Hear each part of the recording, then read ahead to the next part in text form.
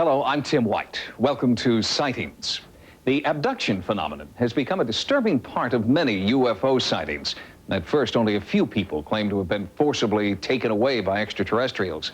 But now, so many people have come forward with similar stories that alien abduction can no longer be written off as the fantasies of a very few.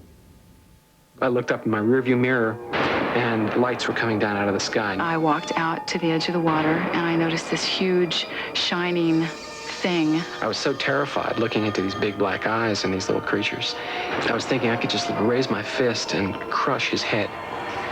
And exactly at that moment, I became paralyzed. It's the kind of fear that I've only experienced one other time, and that's when I was robbed and I had a gun at my head, and that's the kind of fear it is. I thought that I was dying.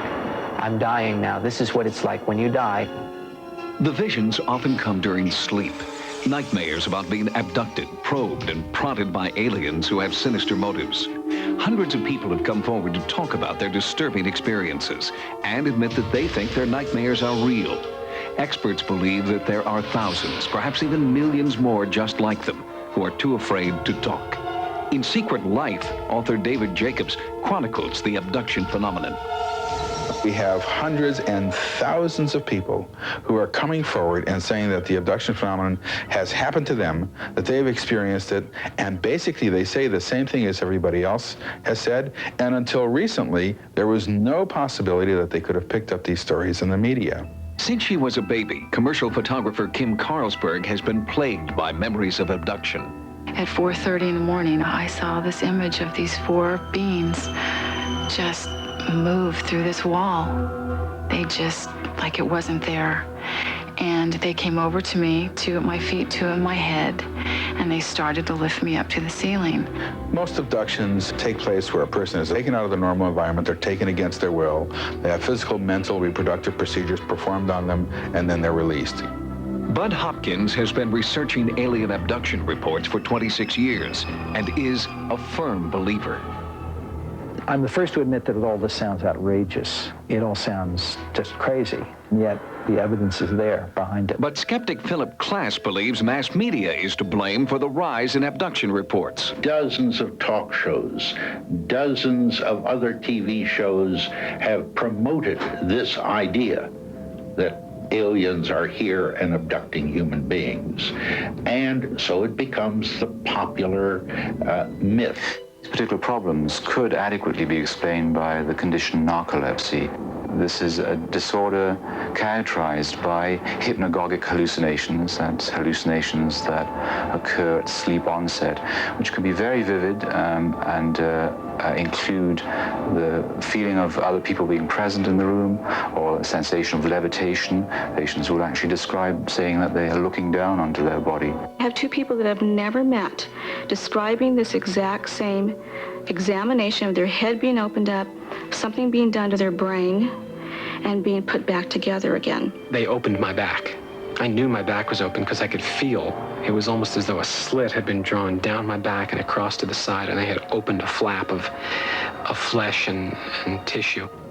Whether the reports come from adults or children, men or women, most of them follow similar patterns. There's a bright light that shines in the room. The abductee sees it.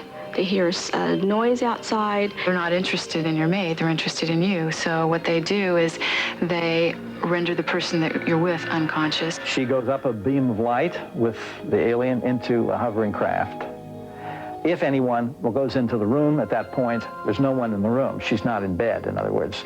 The person is literally missing. You find yourself on a table and these creatures around you with instruments, and you have no idea what they're doing, and they don't tell you. My skin was sliced like with a surgical instrument. When a person is abducted, there's a physical examination. The focus of the entire enterprise seems to me to be unmistakably on reproductive issues. They have a mission, a job to do, and they're doing their job with little respect to their subjects.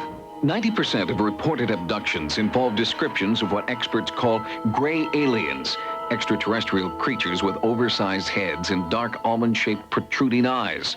Less common are insect-like or reptilian creatures.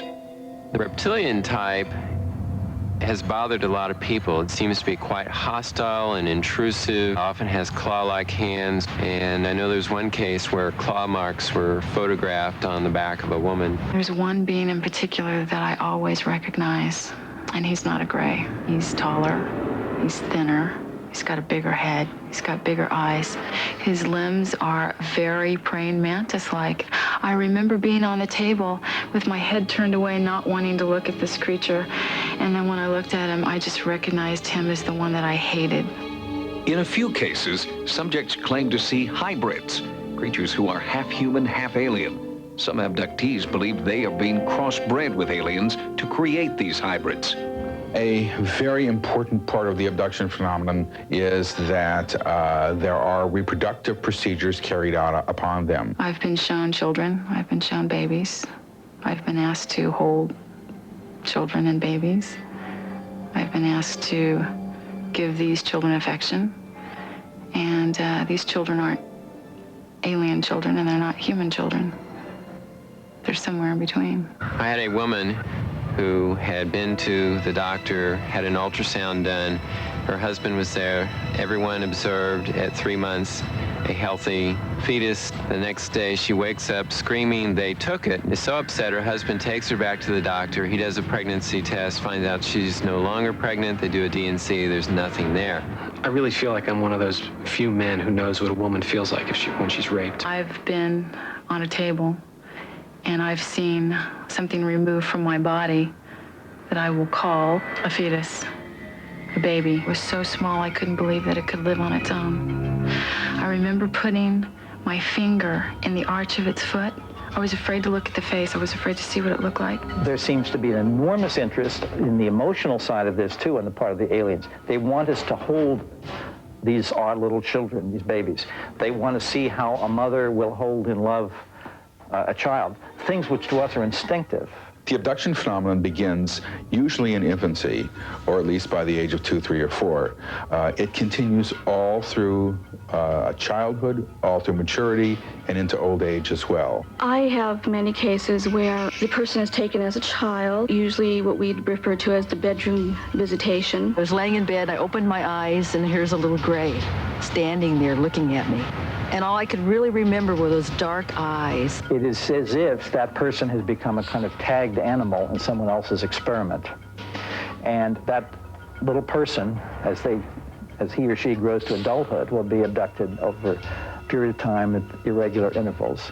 Let us assume that this is all being made up, that this is internally generated, that there is no abduction phenomenon.